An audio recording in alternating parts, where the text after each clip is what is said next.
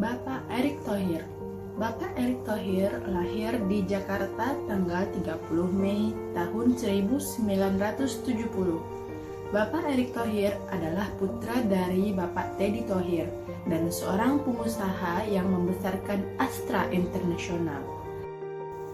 Riwayat pendidikan Bapak Erick Thohir adalah pada tahun 1993 beliau mendapatkan gelar Magister Bisnis Administrasi.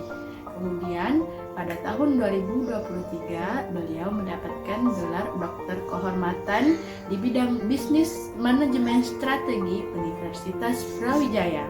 Beliau aktif di bidang bisnis, film, olahraga, dan politik.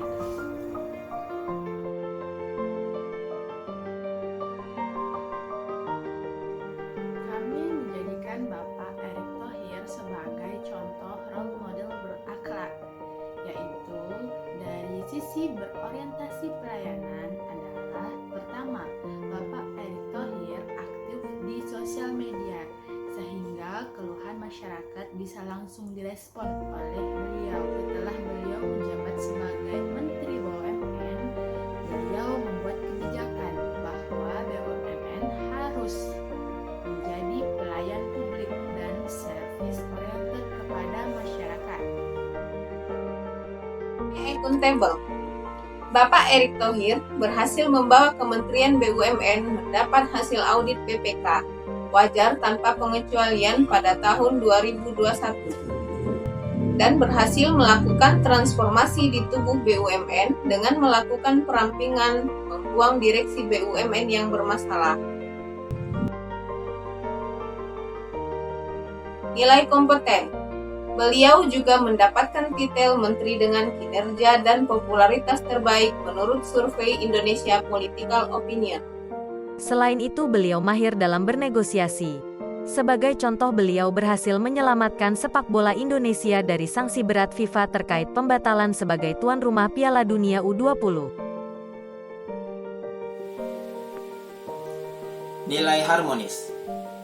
Bapak Erick Thohir berhasil menciptakan lingkungan kerja yang kondusif, tidak diskriminatif, dan saling menghormati antar sesama tanpa membeda-bedakan latar belakangnya di Kementerian BUMN yang dia pimpin. Selanjutnya, beliau juga dengan tegas menindak para anggotanya yang melakukan kesalahan tanpa melihat jabatan dan statusnya. Nilai loyal. Sikap loyalitas selalu ditampakkan oleh Bapak Erick Thohir. Seperti contoh, beliau selalu berkoordinasi dengan Bapak Presiden Jokowi maupun menteri-menteri lainnya dalam mengambil sebuah keputusan. Selanjutnya, walaupun Bapak Erick Thohir masuk ke dalam bursa cawapres untuk tahun 2024, namun sikap loyalitas beliau sebagai Menteri BUMN tetap beliau pertahankan dengan cara menolak tawaran tersebut dan berfokus kepada Kementerian BUMN yang dia pimpin. Nilai berakhlak yang diterapkan oleh Bapak Erick Thohir selanjutnya adalah nilai berakhlak adaptif.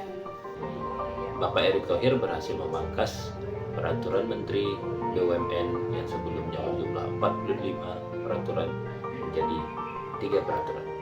Hal ini diharapkan mampu memangkas birokrasi yang ribet sebagai upaya menyesuaikan dengan kemajuan teknologi dan kecepatan zaman era sekarang.